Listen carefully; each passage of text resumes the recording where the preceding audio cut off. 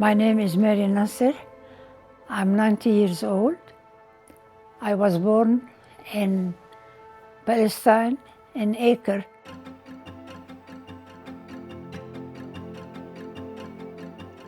We have been living for 75 years, since 1948. We came because we feared, because the Jews went into a village called Deir Yassin and killed most of the people there.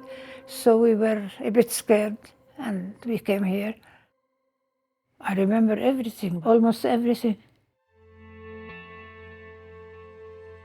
Now, again, the incidents in Gaza triggered my Palestinian identity.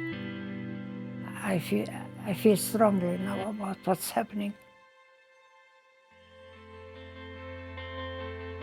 I really cried a lot whenever I watched CNN or BBC or Jazeera. I cried a lot, and it's still going on. In Lebanon, we are not allowed to go to Palestine.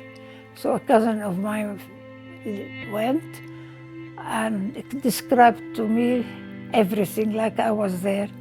She couldn't find our house. Probably it was pulled down. But she found my grandmother's house, which is a lovely old house by the sea. And it was bought by a Russian Jew and made into a fish restaurant.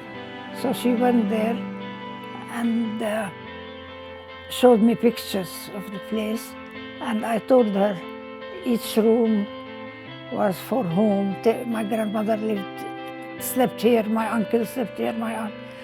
And where they ate, where, you know, I felt like I have been there myself.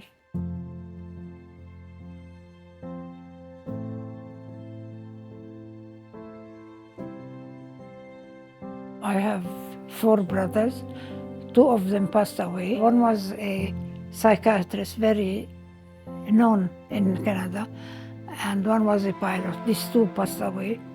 And this one is in the picture here. He lives in Washington, D.C. now. Saad was really remarkable. After finishing his high school, he got distinction in 8 subjects, and he went to England and studied at Cambridge University. He studied mathematics and law, and he came back to Lebanon, and he was given the nationality by Camille Chamoun because he did a lot of work for Lebanon. We were neighbors when we were small. I met him at a ball, a dance. He was with his sister. So he came over and he asked me to dance. While I was dancing with him, he said, "Who is the man you were dancing with?" I said, "He's the man I'm going to marry." And he said, "No, you're not going to marry him, you're going to marry me." Which is very true, Heidi. He was the CEO of Middle East Airlines, the local airline. His legacy, he left me with 4 fantastic children. They all went to very good universities like Harvard, Yale, Wharton Business School. First they went to Cambridge, England, and then to America.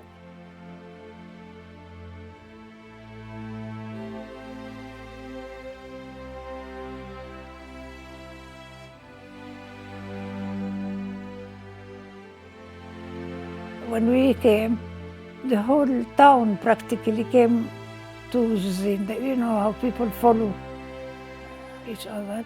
So it was okay then, but we never, of course, got back because we were not allowed to. Because it was taken by Israel, the whole place, and the Arabs were not allowed to go back.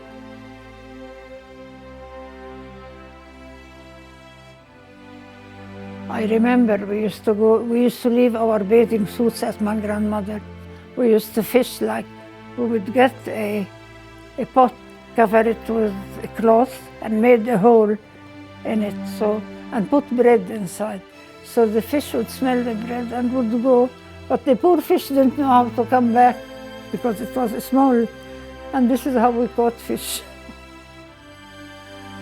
You know, it's very much like here. In the past, it was one country, Lebanon, Palestine, and Syria. So we're very, very similar to the Lebanese and their way of life.